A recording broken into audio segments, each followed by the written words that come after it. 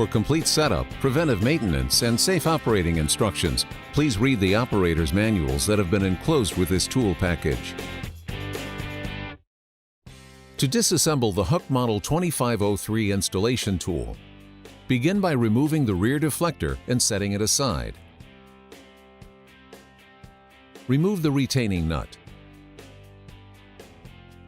Next, attach open male and female disconnects to the hoses.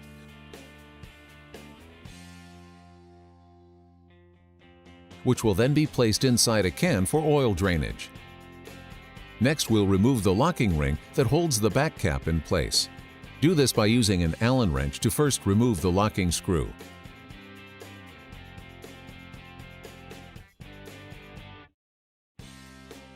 Using a punch and hammer, break the locking ring loose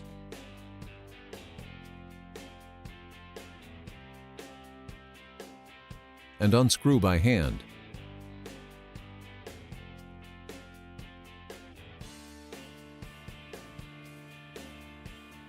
Thread a collet or piston bullet onto the piston.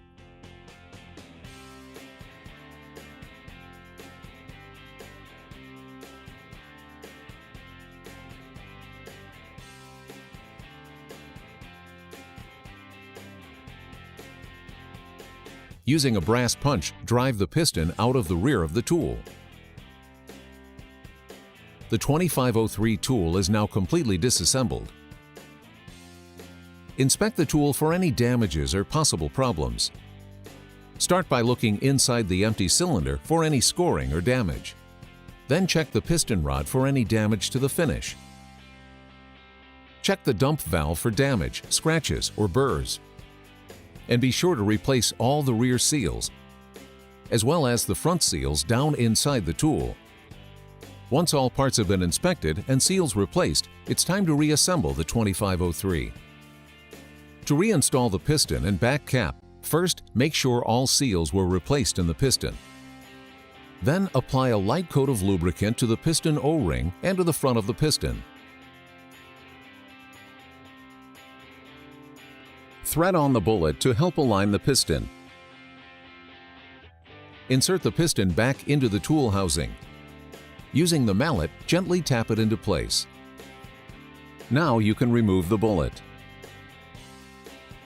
Insert the dump valve. Note that it features 4 flats. With these 4 flats facing the back of the tool, the dump valve is placed into the hole of the piston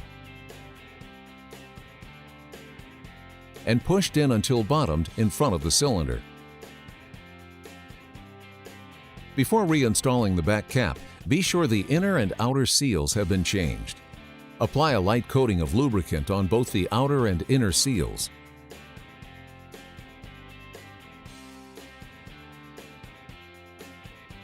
Reinstall the back cap using a hammer to gently tap it into place until it bottoms out.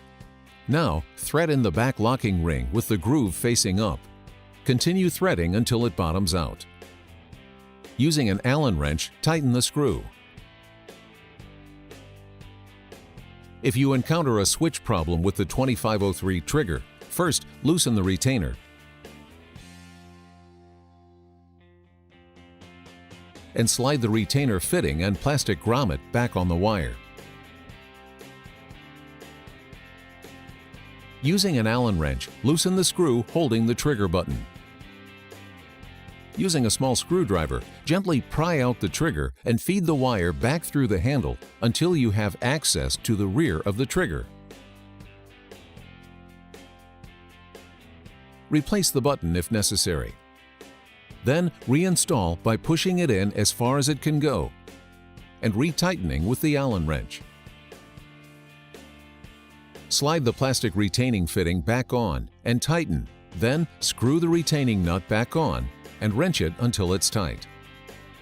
The 2503 installation tool is now reassembled and maintained and is ready for testing. To test for hydraulic leaks, begin by locating a Huck 940 or 918 power rig. Plug the tool into the power rig and cycle the tool several times to test for leaks. Pull the trigger so that the piston retracts. Holding the tool at an angle for safety, look inside to see if there are any visible leaks. Also, check for leaks in the back side of the piston. Once you've determined there are no leaks, the tool is ready to test using a nose assembly and fastener. Be sure to remember to place the deflector on the back of the tool before any further testing. To install a 3/8 C6L nose assembly, start by inserting a collet onto the front of the tool. Thread it on and tighten with a wrench. Insert a swaging anvil and a retaining nut. The tool is now ready to test with a fastener. To test it, use a C6L pin, collar, and washers to simulate the work material. Install this into the front of the nose assembly. Pull the trigger, the collar will swage and the pintail will break off. When the trigger is released, the piston moves forward and push the fastener out of the anvil when complete. The Huck 2503 installation tool is now ready for operation.